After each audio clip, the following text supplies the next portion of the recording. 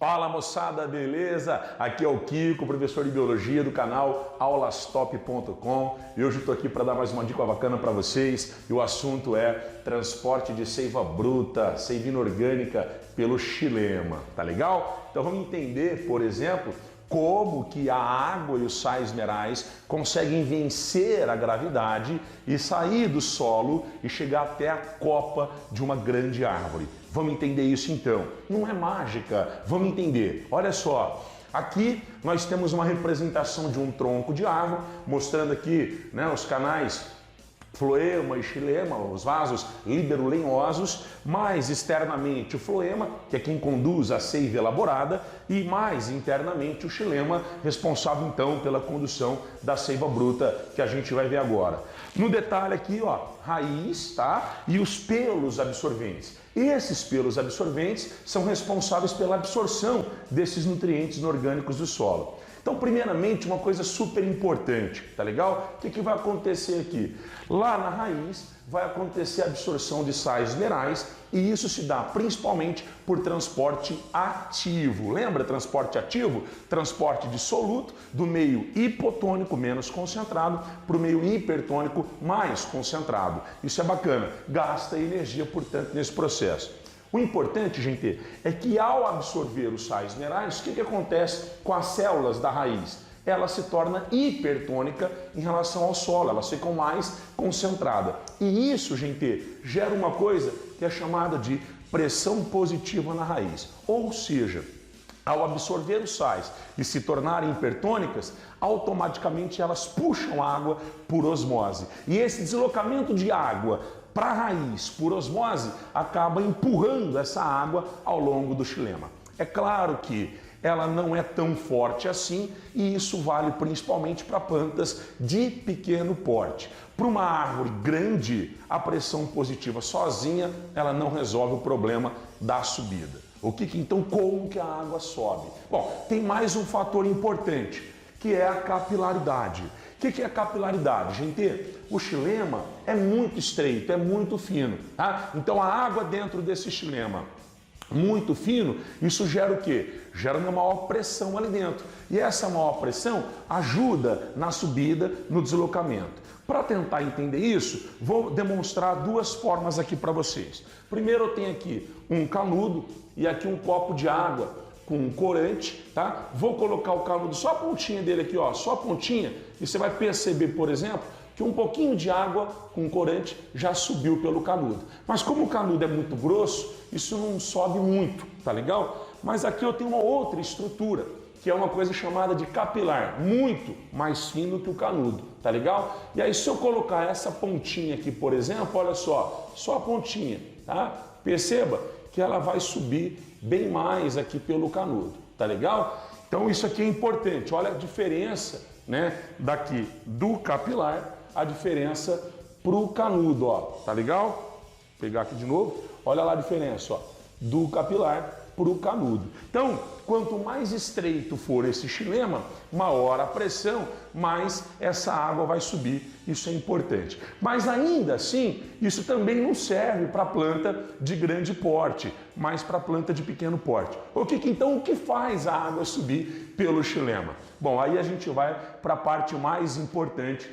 E a parte mais importante é isso aqui, gente. É a transpiração, tensão, coesão. Então vamos entender esse processo, que esse é o mais importante, responsável de fato pela subida, claro, junto com esses outros fatores que eu acabei de demonstrar. Então aqui, ó, tem o xilema, estou demonstrando para vocês aqui um tronco e a folha. O que tem na folha?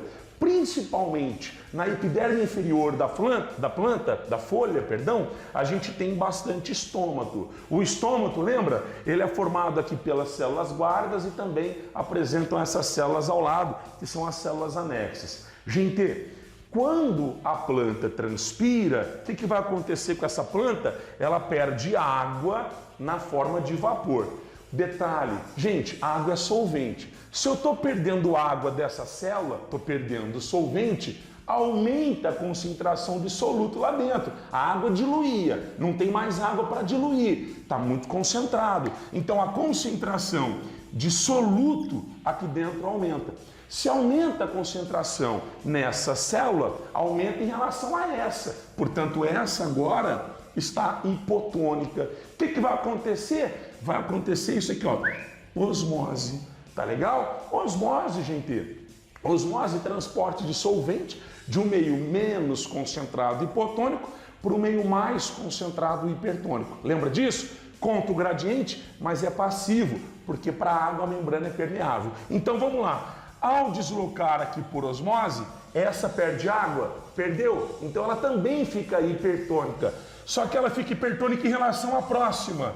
Aí essa perde água por osmose, fica hipertônica em relação à próxima. O que eu estou fazendo? Perceberam que eu estou aqui, ó, criando uma tensão, provocando um deslocamento de água toda vez que a planta transpira. E essa tensão, ela é gerada ao longo, gente, de todo o canal. Olha só o que vai acontecer. Ao longo de todo o xilema, essa água será puxada, tá? Então, toda vez que a gente perde água aqui pela transpiração, eu crio uma diferença osmótica, uma diferença de concentração, gera uma tensão que acaba promovendo o deslocamento da água ao longo de todo o xilema. É mais ou menos assim, ó. Perceba que aqui tem alguém puxando essa água. Se eu pegar, por exemplo, aquele mesmo canudo e só colocar aqui, a água não vai subir muito por ele. Mas se tiver alguém puxando a água por esse canudo, aí vai acontecer isso. Vou fazer uma sucção nesse canudo, olha só. Tô brincando, pessoal. Se a água com groselha, super tranquilo, tá limpinho, filtrado, show de bola. Perceberam que ao fazer a sucção, ó, a água sobe totalmente pelo canudo agora. Então tem uma força puxando essa água. Isso é importante. Aqui a gente vai chamar essa força do quê, Kiko?